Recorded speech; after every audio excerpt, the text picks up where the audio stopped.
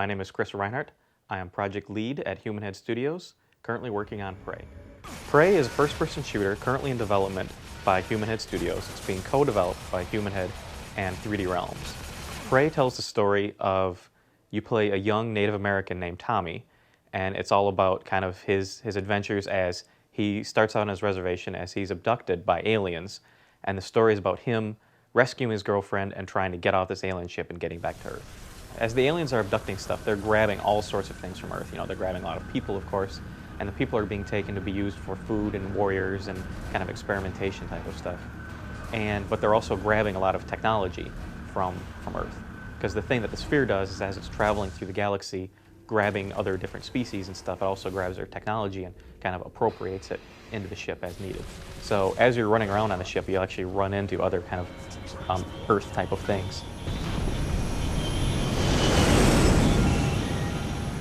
We're trying to get kind of this combination of Native American mythology meeting this high technology of these aliens. So it is a first-person shooter. It does have some real sci-fi themes to it, but underneath it, there's still this whole Native American theme. Now, please, sit and open your mind. The ship that Tommy is on, we call it the Sphere, and what it is, it's actually a Dyson sphere. So what that is the ship is actually hollow, and there's a sun in the center of it. So you're actually running around on the inside of the ship. Now the ship itself is also a living entity. So the ship is actually still kind of growing. We've got a lot of different interesting new gameplay modes that we've added to Prey. We've got portals, which are basically rips in space, where you can step from one spot to another spot instantly. And it's more than just a teleporter, because you can actually see your destination, you can shoot to your destination. Aliens are aware of how to use portals, they can jump between them. Wall walking, which is the ability to actually just walk up a wall. You can walk up onto the ceiling, you can drop down behind enemies. You can use it to access different areas. We don't have any ladders in the game, actually. If you want to go from a low point to a high point, we use a wall walk surface.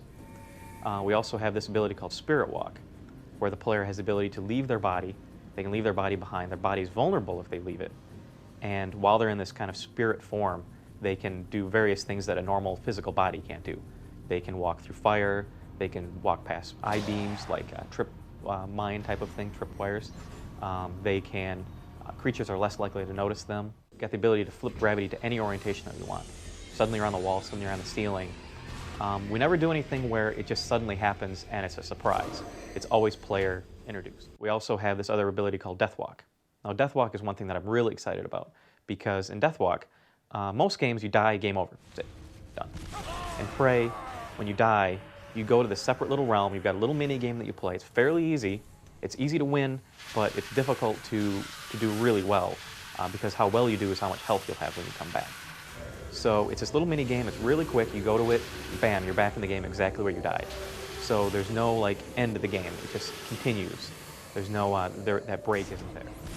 The looks to the weapons, since we've got an alien environment, we could go really, really crazy with the weapons, and so we made really organic, different, unique feeling weapons. So when you pick it up, like I said, it's going to be like, whoa, this thing's really kind of crazy looking and cool. But they've got a little bit more of a familiar use. So when you get it, you'll be a lot more comfortable as you start using it. The vehicles in the game, we've got a couple different vehicles, and one of the main ones that you use we call the Shuttle. And it's kind of a little hovercraft. You can fly up and down, turn all around, and just basically hover in place. It's got a couple of different abilities. It can shoot. It also has a tractor beam where you can pick things up and fling them around.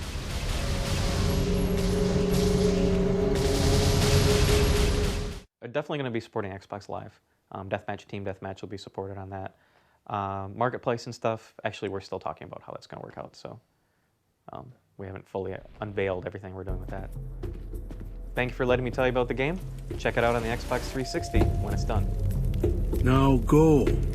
You have much to do. We shall talk again soon. Do not let them make you their prey.